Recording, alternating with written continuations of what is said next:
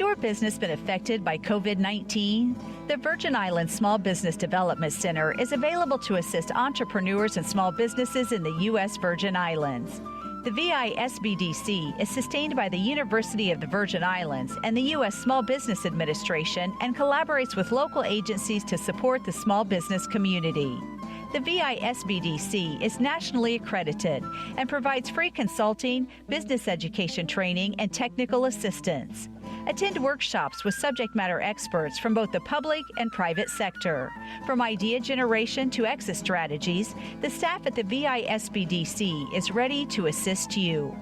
Now is the time to contact them, so don't wait. Call or email them to find out how they can help your business grow and succeed.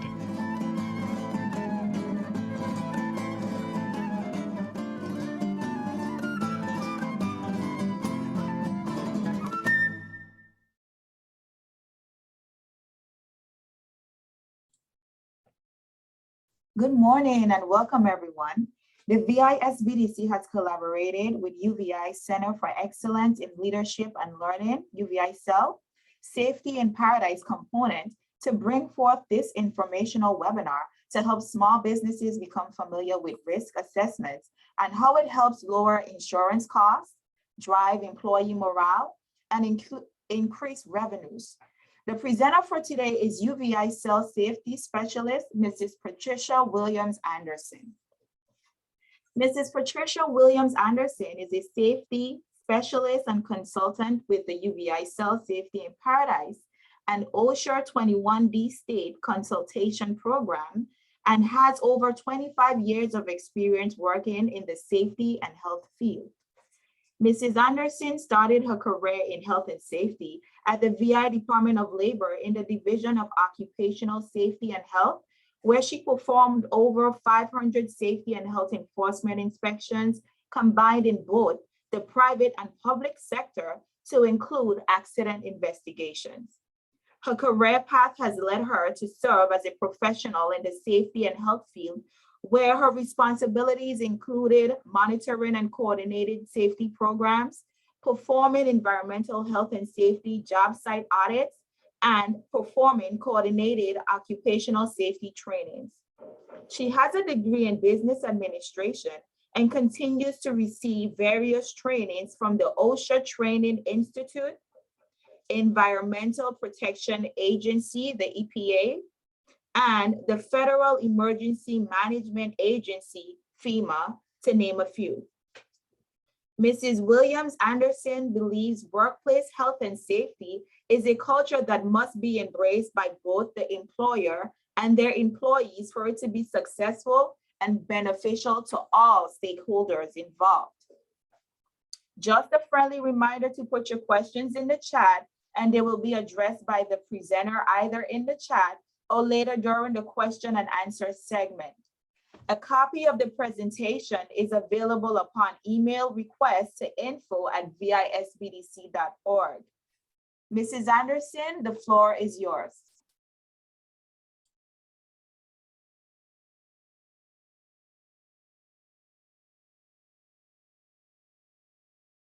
It would work if I unmute myself, right? Hello, and good morning. I am happy you took the time to be here today. You being in attendance tells me you have an interest in workplace safety and health. You care and want to make a difference.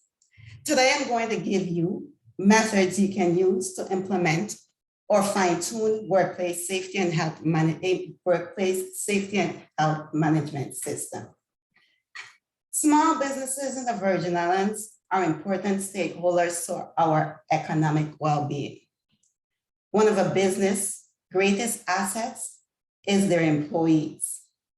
Implementing good safety and health management practices, also referred to as SHIM, prevents workplace injuries and illnesses.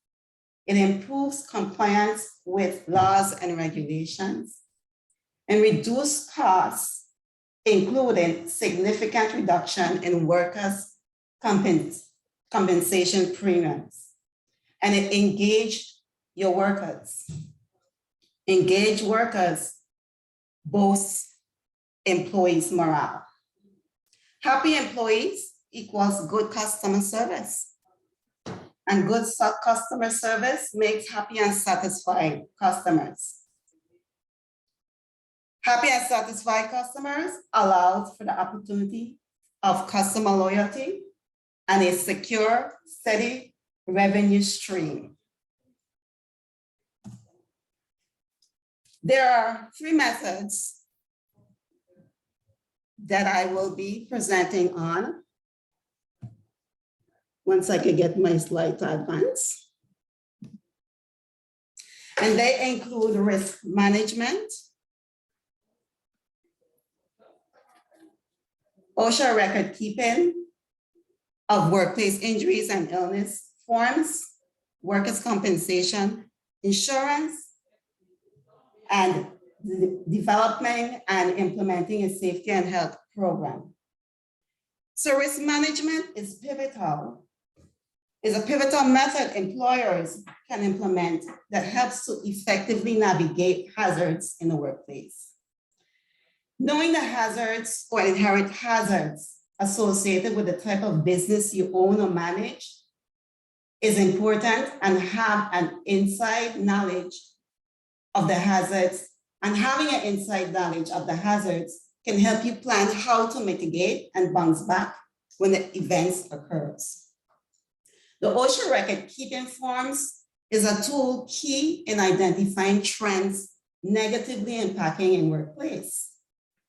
And then having asset liability to include employee liability insurance helps with building a sustainable capacity to a resilient business, and it's the law.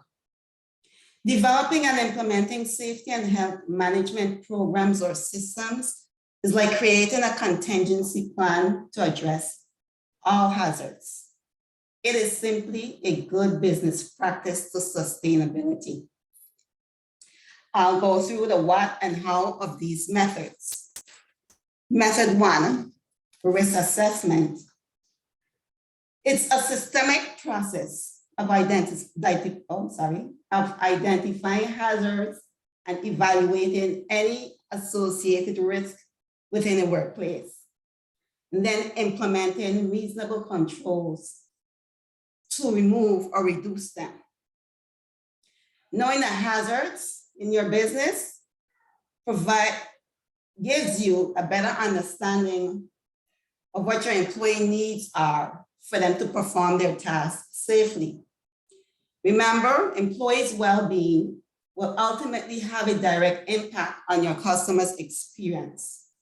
Why not proactively invest in creating a safety and health culture?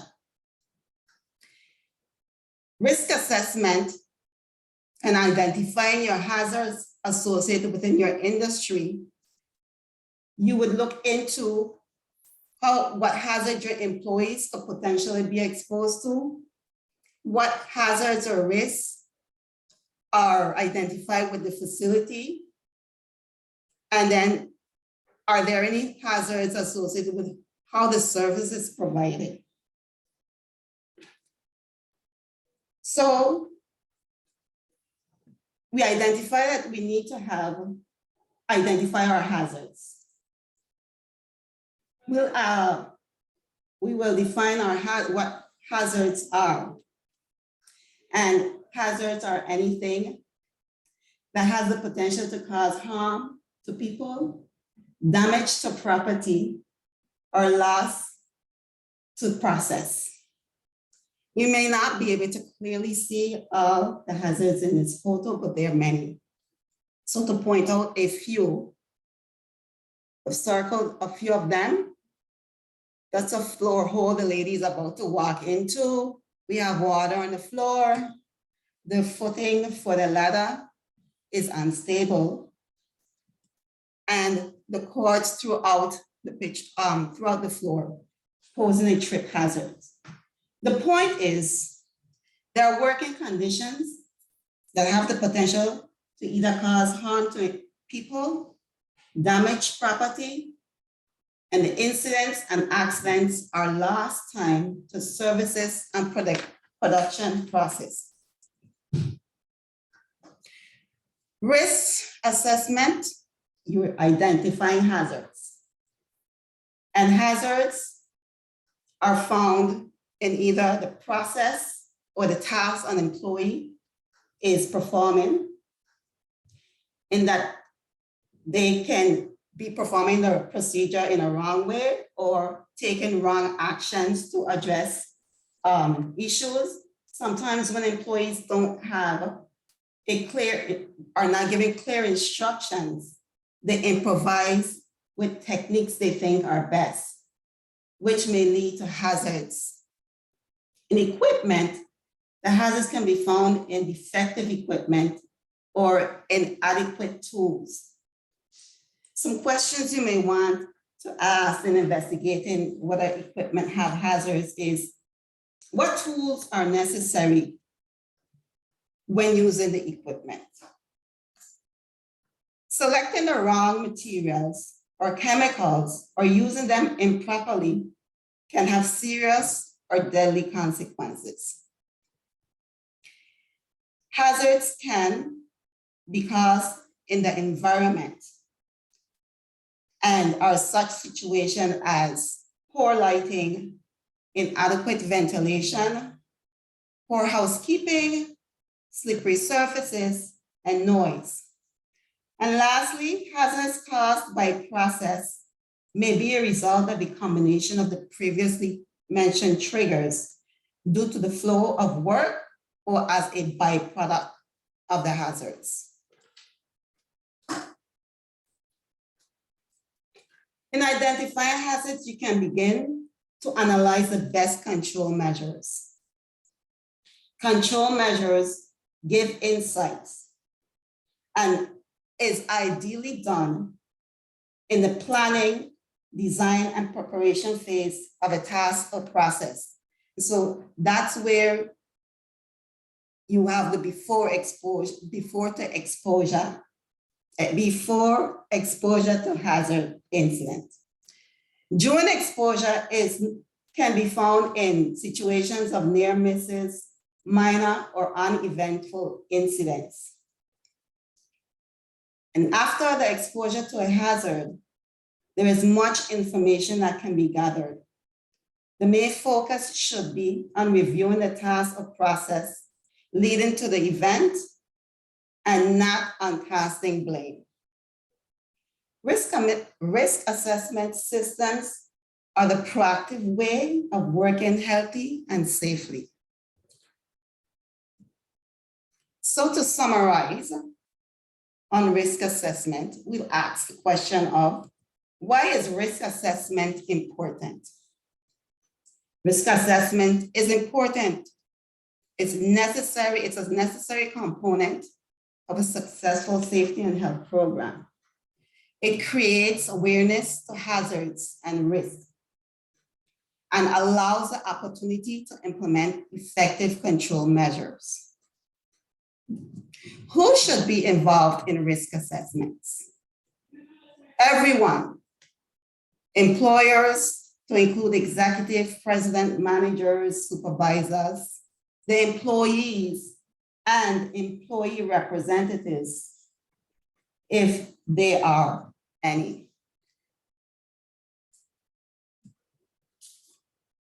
Are there any questions so far? Okay, I'll just go on. Method 2. Method 2 is a combination of information.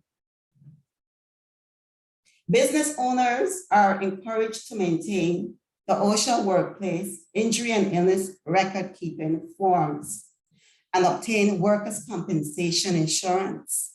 It's the law. Maintaining the OSHA forms and obtaining employee insurance are business practices that can help a business see where they're losing revenues and identify ways to address negatively impacting conditions. So here's what you need to know.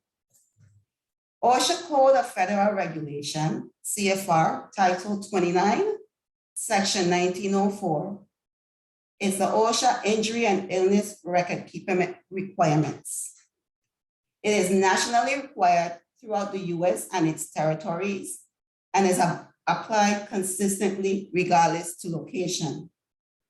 The Virgin Islands Code, Title 24, Chapter 11, covers the mandate for employers to have workers' compensation insurance. I'll begin with going over the injury and illness record keeping requirements. The OSHA record keeping information is important. When recorded and maintained accurately, it helps employers and managers identify potential areas of concerns and trends. It is also a tool that can be used to keep track of an organization's safety and health management system. OSHA uses the information to evaluate data and keep a pulse on workplace safety, understand industry hazards, and it allows OSHA to have an informed, data-driven mechanism to implement standards aimed at protecting workers or eliminating hazards. Some incidents go unrecorded because there is a belief that an incident happened due to outright negligence. At times, employers fail to log incidents because they fear negative implications, or employees neglect to notify their employers of incidents for fear of retribution. Please understand that not every injury or illness is due to an employer's negligence, nor is it always the employee's fault. Have a system in place that allows for employees to inform management of incidents. OSHA has a program on its website called the OSHA Safety Pay Program. This program uses a company's profit margin, the average of costs of an injury or illness, and an indirect cost multiplier to project the amount of sales a company would need to cover those costs. The program is intended to raise awareness of how occupational safety and health illnesses can impact a company's profitability, but it does not provide detailed analysis of a particular company's injury and illness costs. The link will be provided in information that will be sent out to attendees after the presentation. So who is required to maintain the OSHA record-keeping forms? Many employers are required.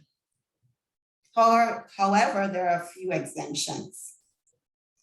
These exemptions include employers with fewer than 10 employees throughout a calendar year, and employers in low hazard industry businesses within a specified NAICS code.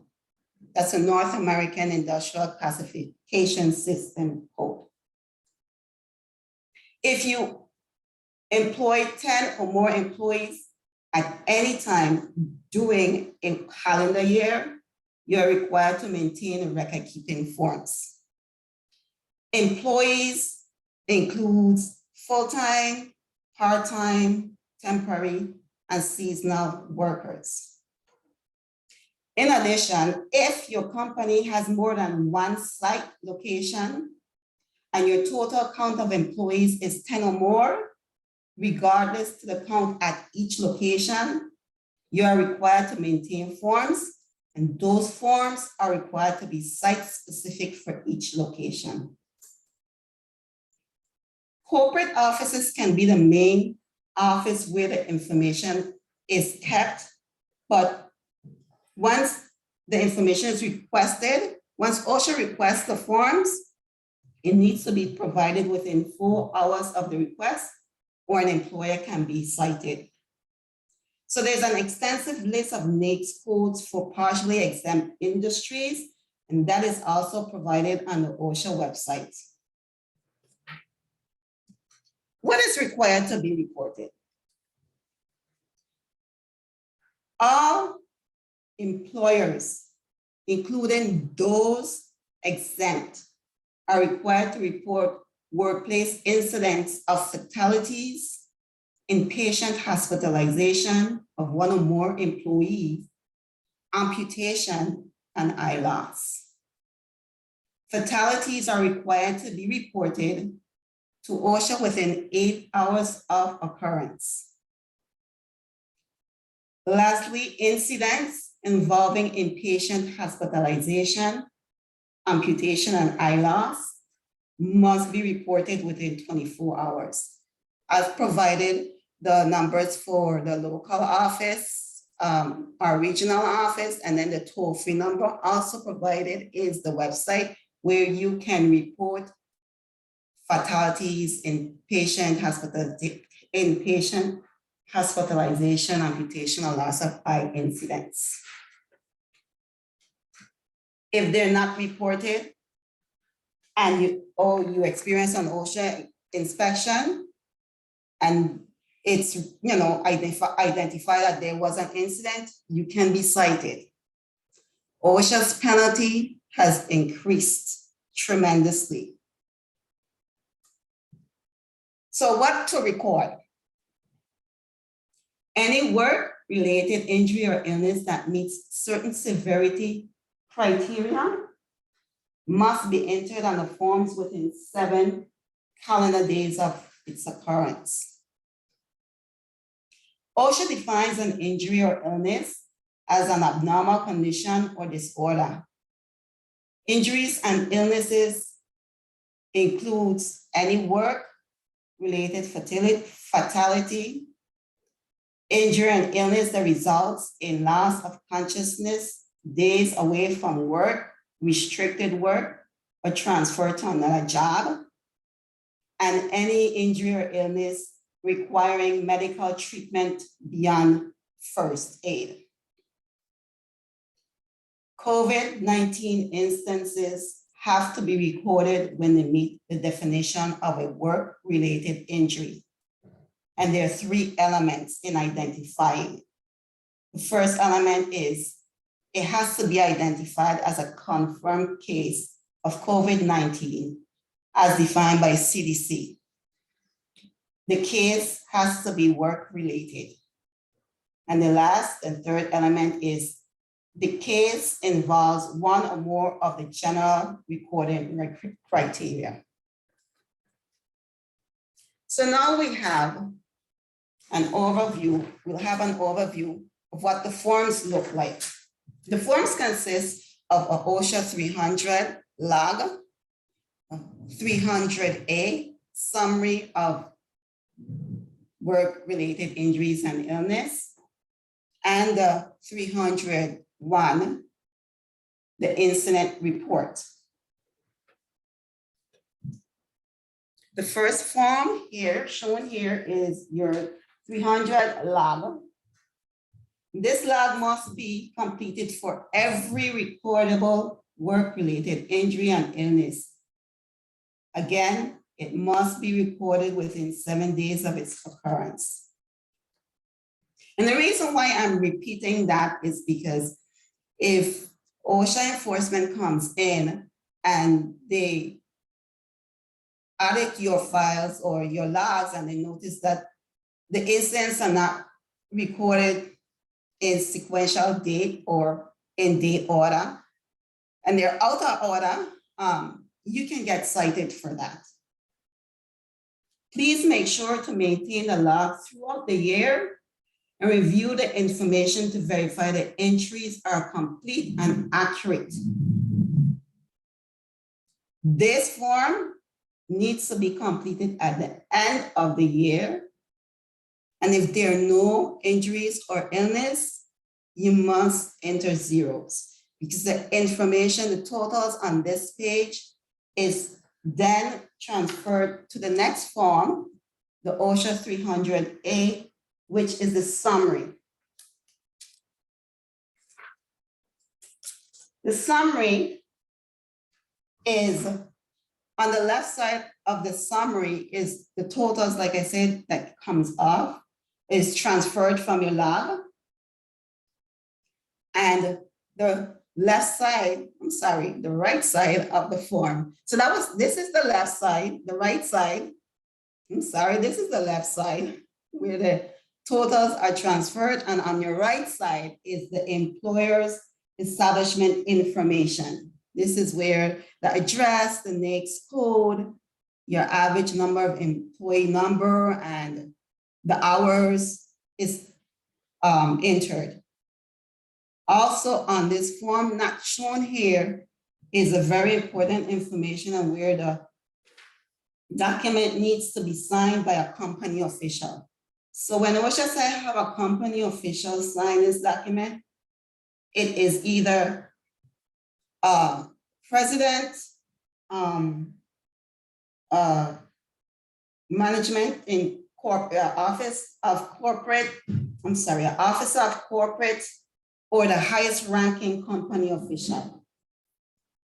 And the rationale with having company official sign the document is, if you have to sign the document, then you're looking at the information that's provided. And if you have numbers in where you have injuries and illness, it should prompt management or the official to ask, what's going on here, if they don't know, and start to assess why are we having injuries? Why are we having illnesses? What can we do different to minimize this potential? The last form is the 301, which is the incident report form. And this form must be filled out for every reported incident on the 300 log. So as you make your entry on the 300 log, please create an incident report for that entry. And both forms should be completed within 7 calendar days of an injury or illness occurrence. I'm repeating that information because it's very important. So the information contained on the 300 and the 301 incident report forms can help the employer develop a picture of hazard trends to the extent and severity of what injuries or incidents are occurring on the job.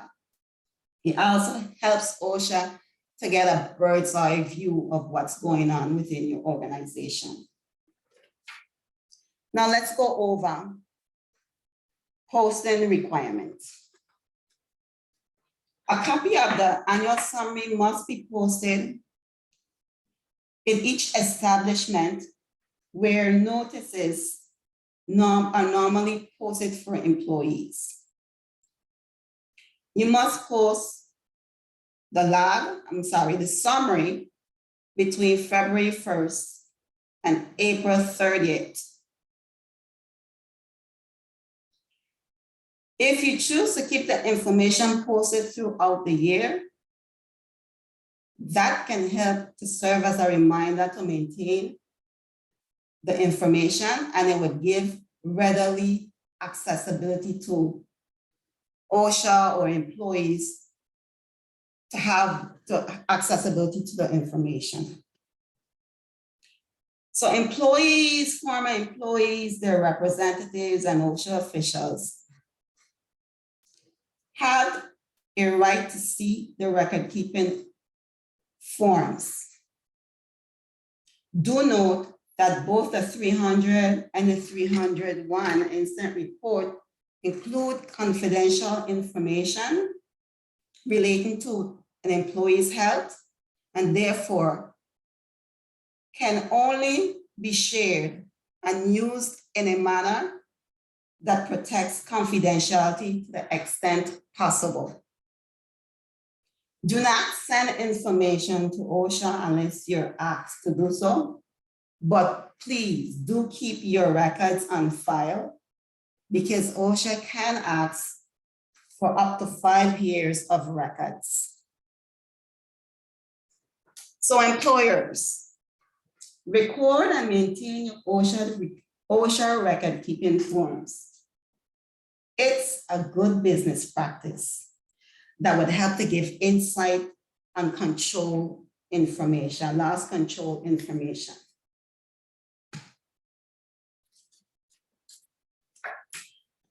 There are some employers who are required to submit their injury and illness information electronically.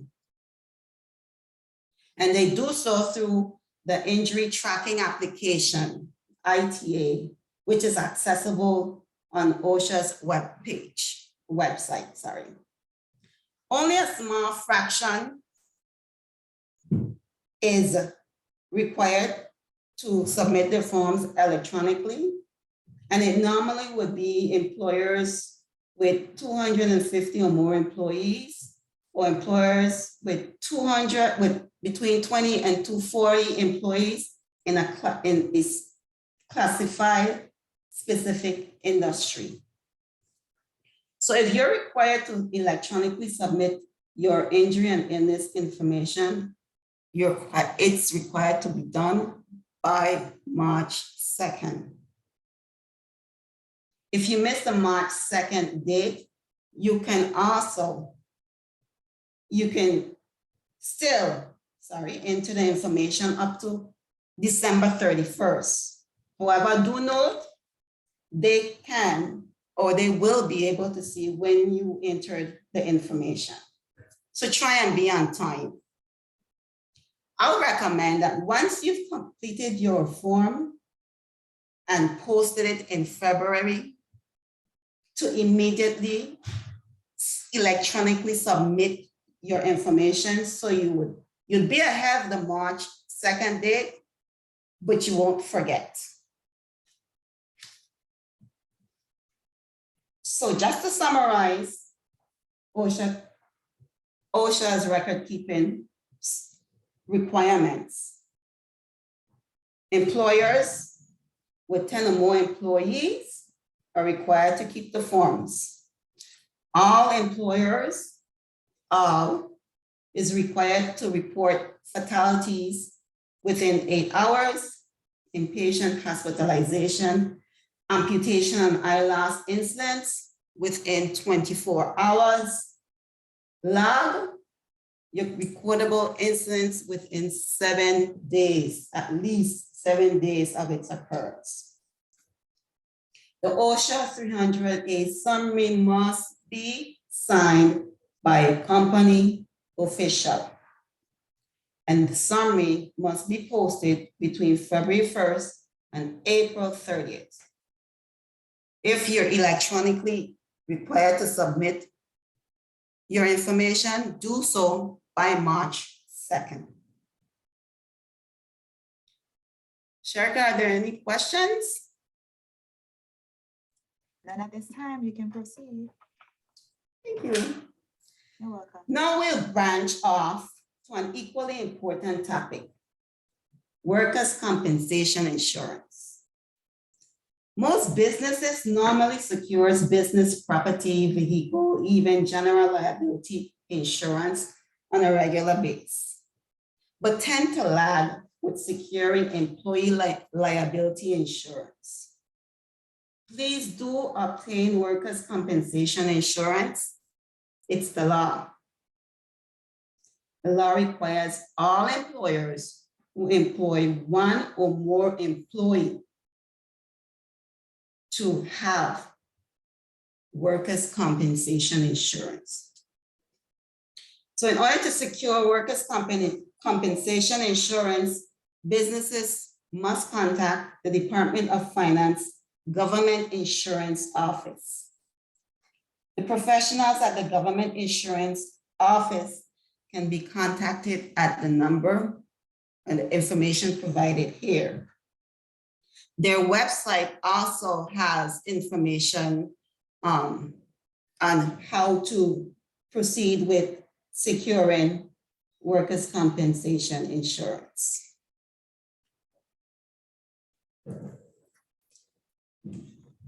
We'll go into method 3. Method 3 The main goal is to prevent, method 3, is the development of safety and health program or system. This will help to prevent workplace injuries and illnesses, deaths, and as well as the suffering and financial hardship these events can cause for workers, their family, and employers. A safety and health management system, also referred to as SHIMS, is a proactive approach to managing workplace safety and health. Traditional approaches are often reactive. That is, problems are addressed only after a worker is injured or becomes sick, or a new standard or regulation is published, or you experience an outside event such as maybe an inspection from OSHA and problems are identified or found. A SHIMS recommended practice recognizes that finding and fixing hazards before they cause injury or illness is far more an effective approach.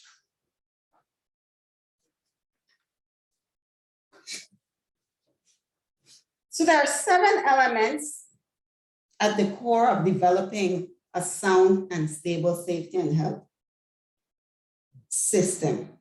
And they include the need for management leadership, workers' participation, hazard identification and assessment, hazard prevention and control, education and training, program evaluation and improvement, and of course, communication and coordination.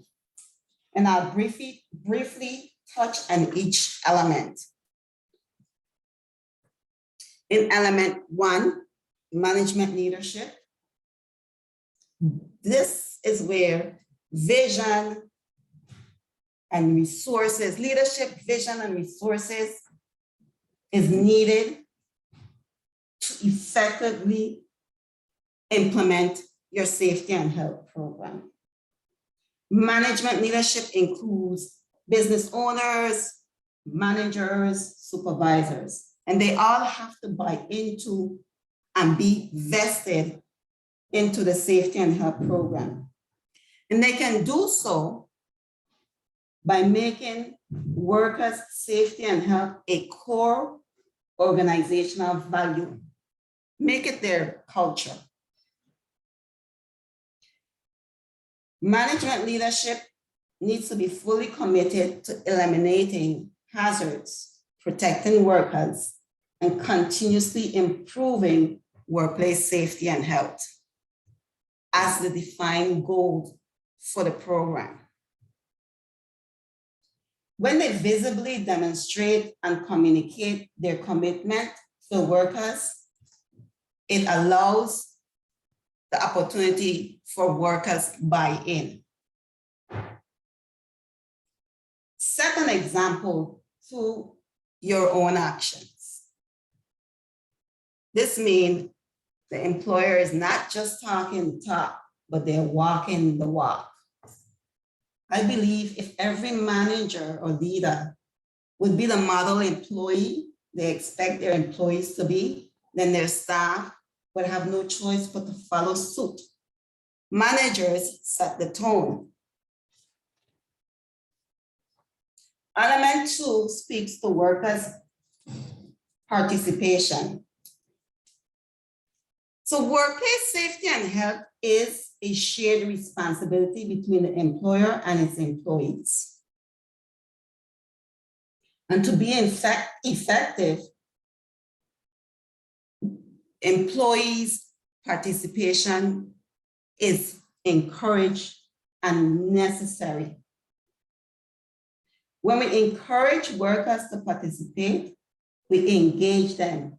We engage them by getting their input and giving them the opportunity of providing information in all phases of the program, in the program design and in the implementation. Allow the employees and their representatives to have access to information needed for them to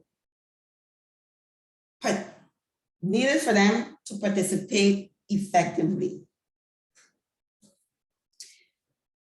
Remove barriers to participation by not being retaliatory when the employees or their rep raise safety and health concerns, or if they report injuries and illness hazards, or participate in a program or exercise their safety and health rights.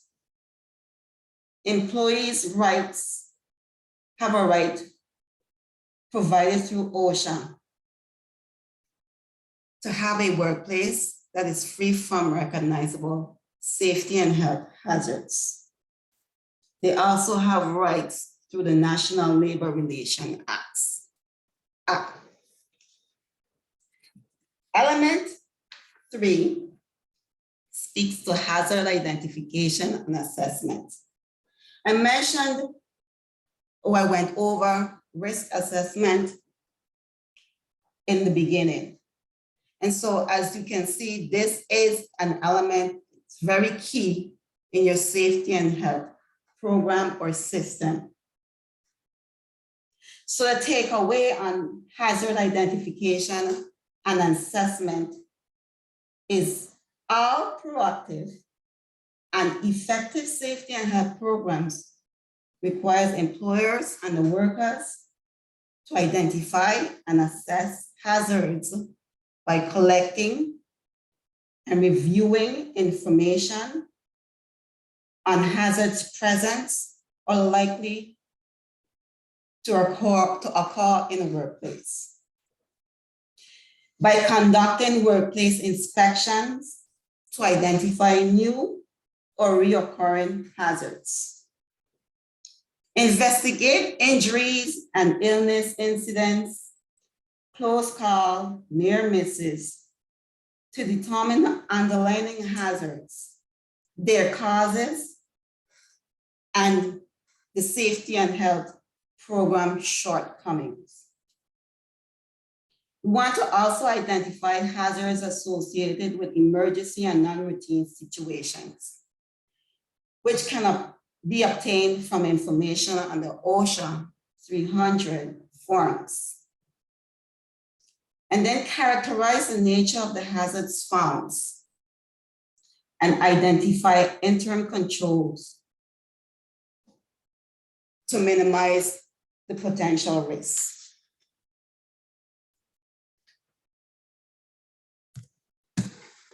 Element 4 speaks to hazard prevention and control. Effective controls protect workers from hazards. As you can see, the hierarchy of controls indicates the most effective means and the least effective means of controlling hazards. And the most effective means is to engineer a hazard out, physically remove it. And the least is personal protective equipment, PPE. So to effectively control and prevent hazards, employers should identify what are the best control options available, and do so by involving workers who often have the best understanding of the conditions and insight on how they can be controlled. You want to select controls by identifying and evaluating options using the hierarchy controls. You select controls to protect workers during non-routine operations and emergency by using a hazard control plan guide. And then you want to follow up to confirm controls are actually effective. And by evaluating the effectiveness of the controls, you would have a picture of where your safety and health program or system is. Element 5 speaks to education and training. Education and training are very important tools used for informing workers and managers about workplace hazards and their controls. It gives them an opportunity to gain a greater understanding of the organization's safety and health program. This will allow meaningful engagement and the ability to contribute in the development and implementation of your safety and health program or system. Provide program awareness training to executives, managers, supervisors, your employees. You train your management staff and your employees on their specific roles with the knowledge and skills needed to do their work safely, so that they would be able to identify and also be able to identify how to avoid creating hazards that can place themselves or others at risk. Element 6 speaks to program evaluation and improvements. Once a safety and health program is established, it should be evaluated initially to verify it has been implemented as intended. A written program, any written program, is only as good as its actual implementation. Employers should monitor performance and progress by establishing, reporting, and tracking goals that measures the program's progress. You should provide ways for employees to participate in the evaluation and implementation process. Remember, your employees are your first liners. Sometimes they think ways to address hazards. Sometimes they have to do it spontaneously because they're the ones that's actually performing the duty. So it would be best to always involve your employees in the process of your management safety program. And then you want to correct the program shortcomings whenever assessment identify opportunities to improve. And this should also include or have the input of all level employees. Sharing the results of monitoring and evaluation and celebrating successes will help to drive further improvement and build employee morale. So the seventh and last element speaks to communication and coordination. In the US Virgin Islands, most of the services provided are by small business owners. Communication and coordination is a potential potential hazards on a job site is necessary to achieve efficiency and effectiveness. Pre-planning needs to be integrated into the planning phase and continuously throughout the cycle of the service to ensure adequate information is being disseminated to all shareholders. Establishing and implementing procedures that ensures the exchange of information about hazards and the control measures to all potential speaks to all potentially exposed speaks volume to an employer's intent. Coordinate by planning, scheduling, and resolving identified issues, and then working out the concerns or conflicts that may impact the well-being of all shareholders. So some of the information required to have meaningful communication and coordination is knowing the hazards that may be presented or arise from the work being done. And then having a procedure or measure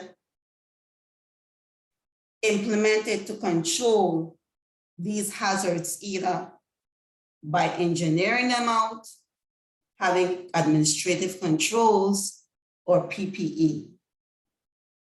And then having a system that allows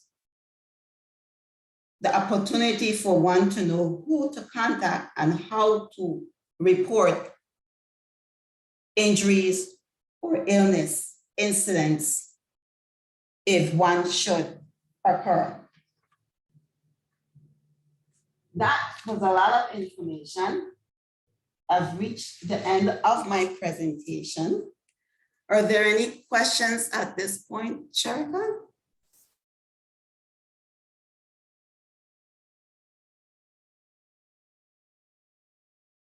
Okay. I know, like I said, this was a lot of information, but I hope it was enlightening. We are 27 days into 2022. The past 2 years have been trying, but should have provoked an awareness of the need to be creative. Be proactive by conducting risk assessments of your business. Complete your OSHA work-related injury and illness forms, as the information will be very valuable to addressing hazards and cutting costs associated with injuries and illnesses. Obtain your workers' compensation insurance. It is the law. And develop a safety and health management system or program that works as a contingency plan to all potential hazards your organization may face. If you need assistance with identifying hazards or even creating your SHIMS program, please contact the Safety in Paradise OSHA consultation program. The information is, the services is provided free of charge to small businesses, nonprofit organizations, and employers with 200, 250 employees, or corporations with no more than 500 employees. Your participation is voluntary. All you need to do is submit a request for services. However, the employer has to have a commitment to improving safety and health in the workplace and correct any conditions pointed out during the visits.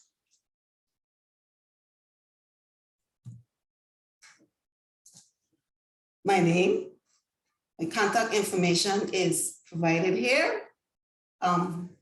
If there are any questions?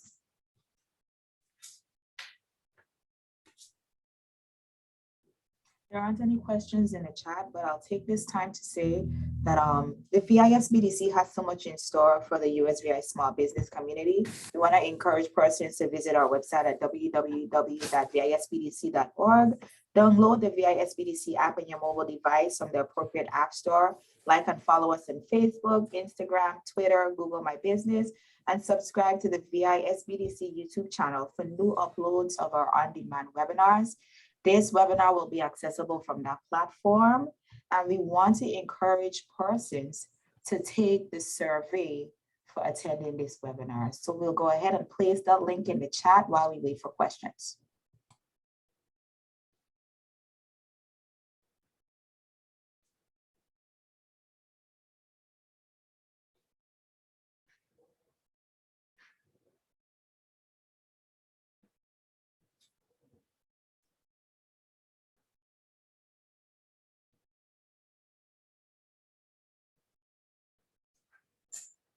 So we want persons in the audience to go ahead and initiate that survey. There's the link in the chat.